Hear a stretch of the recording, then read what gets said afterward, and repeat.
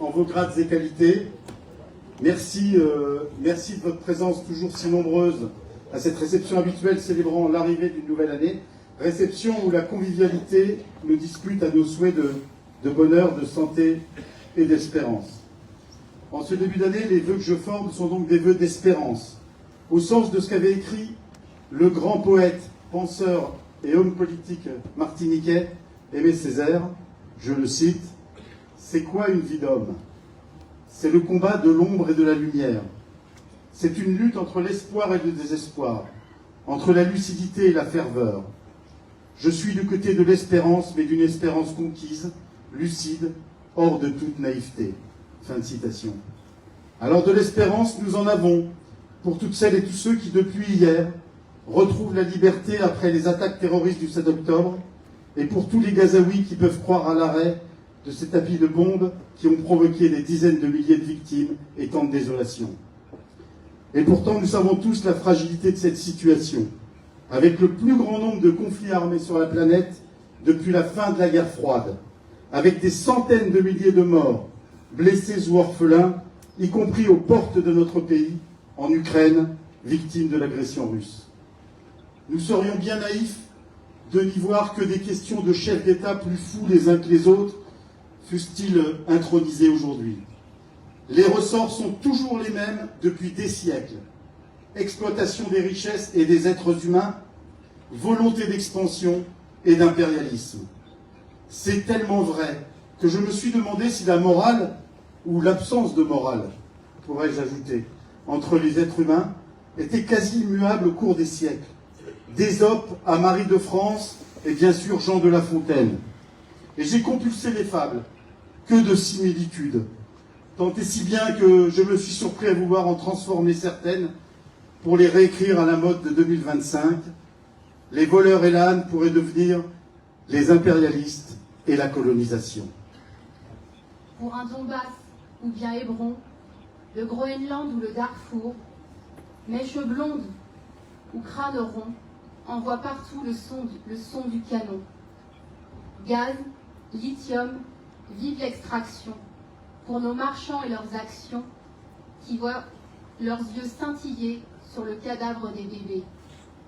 Nulle fatalité à cette calamité, les peuples en humanité peuvent imposer la paix.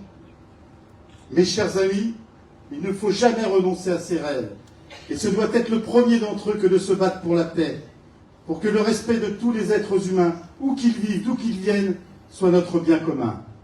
Alors que les crises climatiques, la famine, les inégalités poussent des centaines de milliers de personnes à braver les flots, à quitter leur terre, leur vie, leur histoire, toutes les démarches qui consistent à ériger des murs, des barbelés, à privilégier le repli à l'ouverture au monde, sont les torrents qui déversent la haine et les guerres. Au sein même de notre République, à Mayotte, où le cyclone Chido a charrié destruction, mort et désolation, ne tombons pas dans le tri des personnes en fonction de leur origine. L'aide humanitaire doit être possible pour toutes et tous, et en accord avec le collectif des Mahorais du Cher. Une collecte est organisée ce soir avec une boîte de la solidarité que vous aurez à la sortie. Ne transigez jamais avec votre humanité. Ne transigeons jamais avec notre humanité. C'est le combat que je m'efforce de mener à l'Assemblée nationale. Tant les inégalités qui minent la planète sont à mon sens à mettre au jour pour les abattre. Ce matin même, l'organisation non gouvernementale Oxfam, qui travaille notamment sur les inégalités fiscales et financières au niveau mondial, vient de démontrer que la fortune totale des milliardaires a augmenté 3 fois plus vite en 2024 qu'en 2023. Pour les 10 milliardaires les plus riches, parmi lesquels notre cher Bernard Arnault, je ne suis pas sûr qu'il y en ait dans la salle, mais aussi le faiseur d'opinion d'extrême droite Musk, chacun a gonflé son patrimoine de 100 millions de dollars par jour en moyenne. Et cette fortune, elle se fait grâce à l'héritage et non l'entrepreneuriat. Cette étude est formidable. Elle explique même que le système financier a permis aux 1% les plus riches dans les pays du Nord d'obtenir 263 milliards de dollars des pays du Sud. En fait, c'est le ruissellement à l'envers. Je sais bien que tant de chiffres peuvent envourner, comme on dit dans le Berry. Mais j'ai l'espérance et la lucidité que nous serons toujours plus nombreux à porter l'exigence de justice, en France comme dans le monde. Et tout le monde, ou quasiment, y a intérêt. Ne confondons pas ces prédateurs, cette petite caste qui profite du travail de tous, avec celles et ceux qui, avec leur créativité, leur engagement, leur passion, font vivre leur commerce, leur petite entreprise, se débattent parfois pour que l'activité reste et prospère. Quand la petite entreprise paie 25% de ses profits en impôts, et c'est normal, il faut financer le service public, regardez ces entreprises multinationales, celles du fameux CAC 40, qui viennent de gaver leurs actionnaires de près de 100 milliards d'euros en 2024. Ça méritait bien une petite fable, tant les gros savent se cacher derrière les petits. Avec l'aide de mes collaborateurs que je remercie, je vous en resserre une petite, inspirée très librement de la fable « Le petit poisson et le pêcheur ». Son titre évocateur, c'est « Le gros poisson et le fisc ». La fiscalité, c'est compliqué. On n'ose pas trop s'y plonger. Peut-être est-ce pour cela que certains en ont fait leur gagne-pain au profit des pachas. J'ai un petit compte de cela. Un gros poisson, pas plus petit qu'un Arnaud, écumait les eaux glacées du calcul égoïste et fut pris par un inspecteur du fisc à l'improviste. Tout ne fait pas nombre, dit-il, en voyant son magot. De prunes, sertissons-le. Le riche animal s'exclame. Ne soyez pas si scrupuleux. Si je ne suis pas sans blâme, pensez aux conséquences de ma pénitence. Si une baleine américaine passait, elle ferait fi de votre filet. Mais si vous me laissez en toute impunité magouiller, je saurai bien vite, bien gros, et, lui bloquant le passage, repasserai tantôt, payer quelques impôts et vous assurer quelques gages. En poissons fiscaux, je m'y connais. L'inspecteur convaincu laissa partir le pensu. Ayant resserré son ableret, se contente de marmaille et se tue au travail pour 3 pièces et 2 sous. Quelle histoire! Et dire que des fous s'imaginent que ceux-là font leur part. Qu'on ne vienne pas s'étonner que certains hésitent à l'impôt, quand les plus concernés, Arnaud, Pinault, Bolo, j'en passe et des meilleurs, préfèrent aller voir ailleurs. Vous l'aurez compris, je goûte peu, et c'est un euphémisme, cette planète financière qui nourrit quelques-uns au détriment de tous. Notre pays n'est pas exempt de responsabilités. Les choix politiques, depuis l'après-guerre, sont ceux d'un pays qui montre toute son appétence pour des réponses collectives à des besoins individuels. Pensons à la sécurité sociale, à nos retraites, à nos services publics, à nos collectivités locales. Soyons fiers ensemble d'avoir porté, défendu ce système de prise en charge collective. Eh bien, cette appétence nécessite que chacun, selon ses moyens, participe à l'effort collectif. C'est le fameux article 13 de la Déclaration des droits de l'homme et du citoyen que je cite, car il définit ce qu'on appelle le consentement à l'impôt. Je le cite. Pour l'entretien de la force publique et pour les dépenses d'administration, une contribution commune est indispensable. Elle doit être également répartie entre tous les citoyens en raison de leurs facultés. En clair, que les gros payent gros et les petits payent petits. C'est ça faire société. Or nous voyons bien que les forces libérales sont à l'action pour grappiller petit à petit des pans entiers de services publics. Je voudrais à cet instant insister sur le cas des collectivités locales, en saluant chaleureusement tous les élus locaux ici présents. J'ai vu les maires de Mehun, Lunery, Méreau, Quincy, Saint-Outry, Tégnoux, Grasset, le président de l'association des maires du Cher, le maire de Poisieux, j'en passe sans doute et j'en ai oublié, des adjoints de Saint-Hilaire, Bourges, Poissy, la présidente de l'agglomération, ma chère Irène de Bourges, et également suppléante. J'ai vu aussi François Dumont, le président de la communauté de communes. Tous les élus communaux présents qui se battent pour que partout dans les communes, dans les intercommunalités, les départements, les régions, les meilleurs services soient rendus, les investissements publics portent le développement. De la petite enfance à l'accueil digne de nos aînés, du sport à la culture, de l'éducation primaire à l'enseignement supérieur, de la défense de notre environnement au développement économique, de la prise en charge du handicap à la mise en place de toutes les solidarités, nos collectivités locales sont des géantes. Et ceux qui les servent, les élus, nos héros. Vous me permettrez de saluer particulièrement mon ami Corinne Olivier, maire de Vierzon. Je sais, pour l'avoir fait pendant tant d'années, quelle énergie il faut pour porter les projets et les défis de notre belle ville. Merci à toi, Corinne. Aussi, quand le budget de l'État, merci Corinne, et merci à tous les élus, Aussi, quand le budget de l'État, Barnier-Bérou ou bien Barou-Beignet, on ne sait pas, décide de couper lourdement dans les dépenses publiques, entre 30 et 40 milliards d'euros, y compris dans le soutien aux collectivités locales, notre sang ne doit faire qu'un tour. Car n'oubliez pas que cela provient d'abord des jolis cadeaux fiscaux qui ont été accordés aux plus aisés depuis plusieurs années. Ça invite logiquement à une petite fable revisitée, que l'on a intitulée « Le ministre et les Français », et que vous allez reconnaître sans peine après une petite mise en situation. L'heure est à la responsabilité. Cette année, on coupe tout. On ne parle que de dettes partout. Et paraît-il qu'on doit se priver. Mais pour ceux de courte mémoire, faisons-en une petite histoire. Un ministre, ayant verduré pendant tout l'été, se trouva fort dépourvu quand la crise fut venue. Pas une once de croissance en son fief les finances. Il alla crier austérité chez tous les Français. Il fallait se serrer la ceinture. Plus de dépenses inutiles, quelques notes fragiles et c'est la déconfiture. L'année prochaine, c'est certain, reviendront enseignants, logements et médecins, mais pas maintenant. La situation semble critique. Mais que faisiez-vous pendant qu'il faisait doux et que l'orage approchait nos criques? Je pérorais, dit-il, pour noyer la colère de Français indociles qui rêvent d'égalitaire. La légèreté de ces quelques vers ne doit pas faire oublier une réalité parfois crue pour nombre de nos compatriotes, qui peinent à remplir le frigo ou à chauffer leur logement. Je sais que les mois qui arrivent ne mettent pas les signaux au vert pour tous. Dès lors, il y a deux façons d'aborder les difficultés. La résignation, voire un certain fatalisme, ou bien la combativité couplée à la justice. Combativité et justice sont les deux mamelles de l'action que je tente de mener à Paris comme ici, et sont partagées par mes collègues du groupe de la gauche démocrate et républicaine, qui rassemble les députés communistes et des progressistes ultramarins. À l'aune de ce qui risque de survenir, nous allons devoir redoubler d'ardeur. Je pense à notre industrie, et notamment au secteur de l'automobile, pour lequel des dizaines, peut-être des centaines de milliers d'emplois risquent de disparaître. Point n'est question de penser que tout serait immuable, mais la naïveté ne saurait être de mise. Face à la puissance des États-Unis et de la Chine, il est sans doute l'heure que la France et l'Europe n'acceptent plus d'être les dindons de la farce ou les dindons de la force.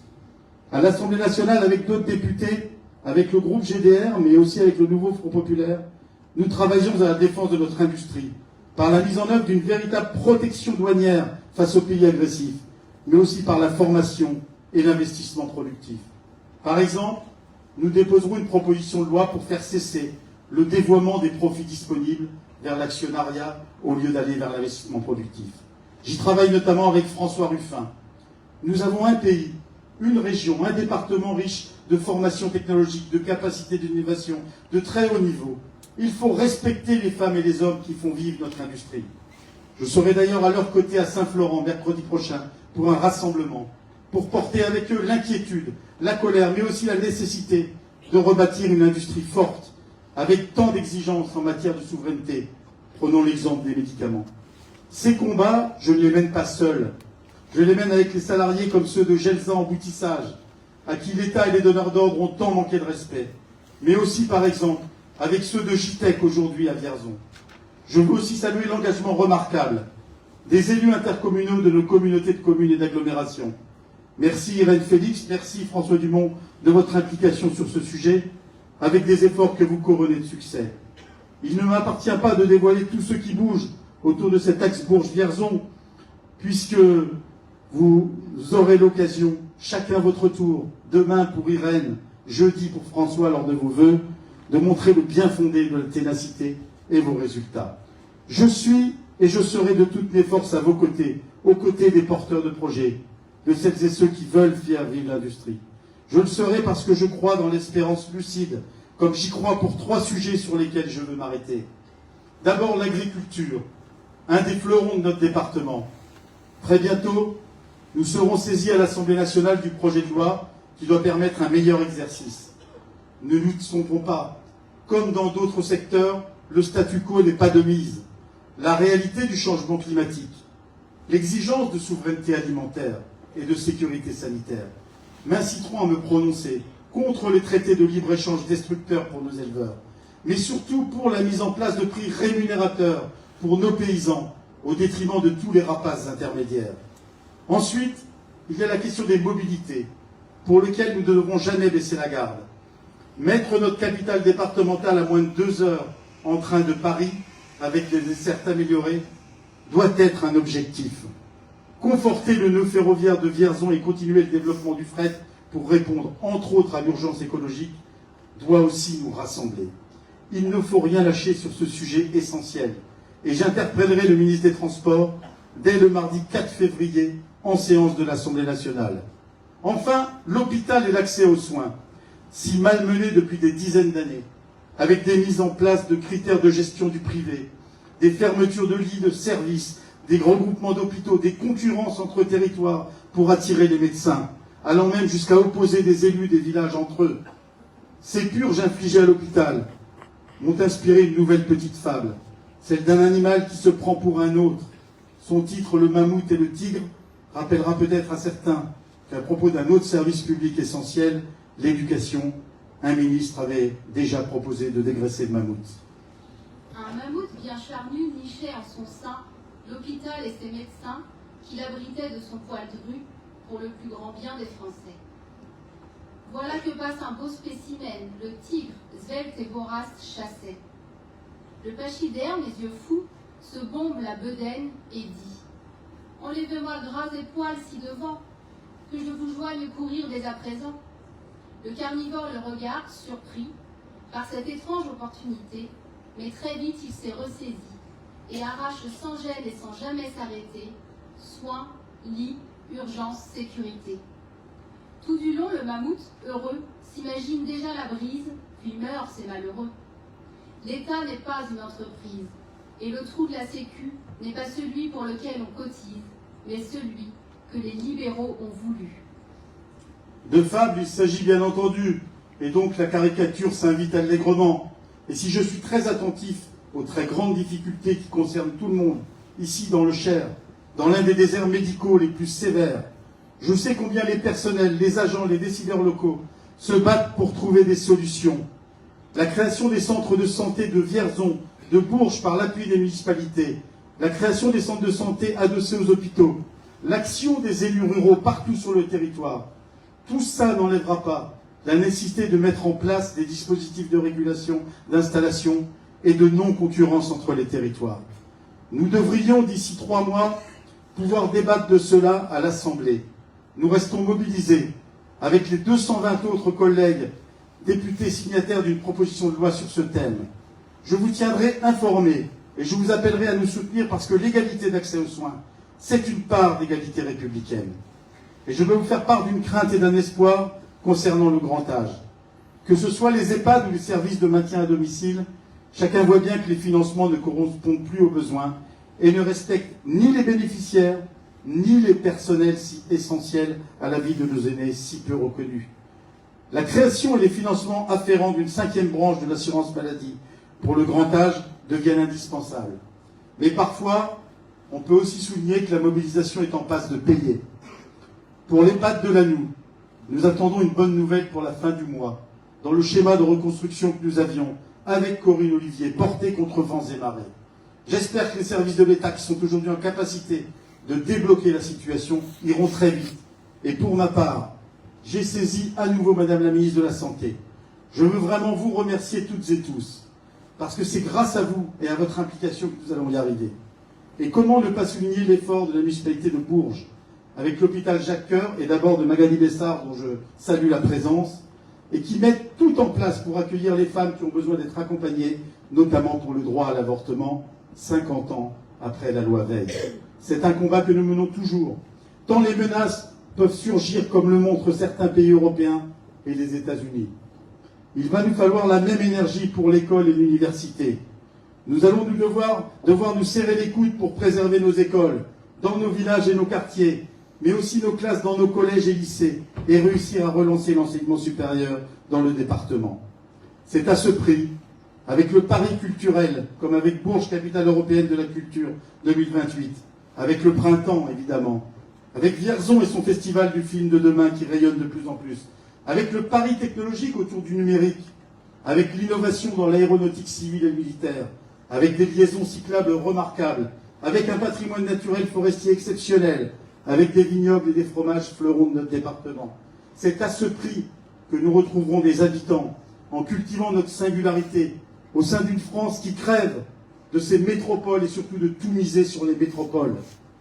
On a souvent besoin d'un plus petit que soi, disait La Fontaine.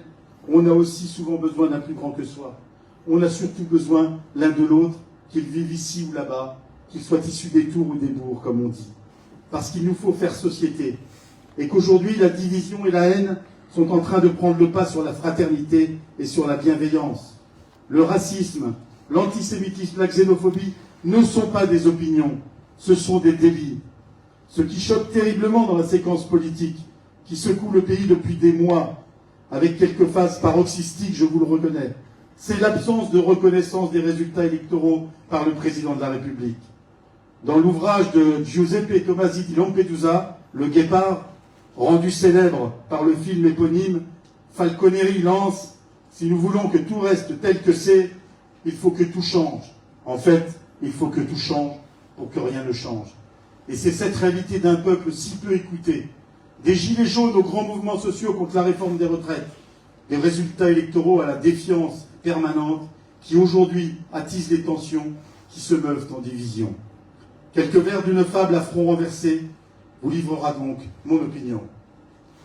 Macron, perché sur un nuage lampion, tient à son bord les clés du pouvoir. Il nous serait fort aise, nous, dont il dame le pion, sans façon de le lui faire savoir. Et, bonjour monsieur de l'Élysée, à toi le peuple de France s'adresse, car maintenant il se dresse pour la fraternité et l'égalité. Ce plumage que tu pavoises arraché du dos des retraités, des étudiants, chômeurs et salariés, d'une griffe sournoise n'est que tapisserie obscène qui fait souffler trop de haine. Le président, hâbleur, confus et agité, aura vite fait de battre les ailes. Attrapons-lui les clés, faisons France nouvelle. Certes, l'on ne fait qu'espérer d'une nouvelle réalité qui n'aura comme résolution que l'union, l'union, l'union. C'est bien ambitieux, me direz-vous, de prôner l'union alors que tout le monde se déchire, s'invective avec des protagonistes qui, bien qu'ayant quelques années de plus, sont souvent les mêmes qu'au XXe siècle. Alors j'entends poindre la petite musique de la stabilité. Il ne faudrait rien dire, rien faire pour que la France soit gouvernée et qu'il y ait de la stabilité, comme disent les commentateurs. Mais ce que l'on vit est bien la conséquence de choix politiques qui sont les mêmes depuis tant d'années. Demander, voire exiger la stabilité, parfois en agitant les peurs, ne serait-ce pas plutôt demander le maintien d'un ordre établi, qui nous a conduit à passer les 10 millions de personnes vivant sous le seuil de pauvreté, à avoir toujours 330 000 personnes sans domicile fixe, à avoir plus de 2500 enfants qui dorment dans la rue chaque soir, et à avoir dans le même temps quelques privilégiés qui font bombance. Je ne suis pas fan de cet ordre établi, de la stabilité des inégalités sociales, démocratiques, de la stabilité d'un pouvoir politique tellement aux abois qu'il préconise le retour du cumul des mandats, antichambre des baronnies. Mes chers amis, alors que l'urgence climatique, l'urgence sociale, l'urgence démocratique sont de plus en plus prégnantes, ne rien changer serait un boulevard pour le repli sur soi, pour les nationalismes, pour la haine érigée en mantra. Je n'accepte ni n'accepterai jamais cela.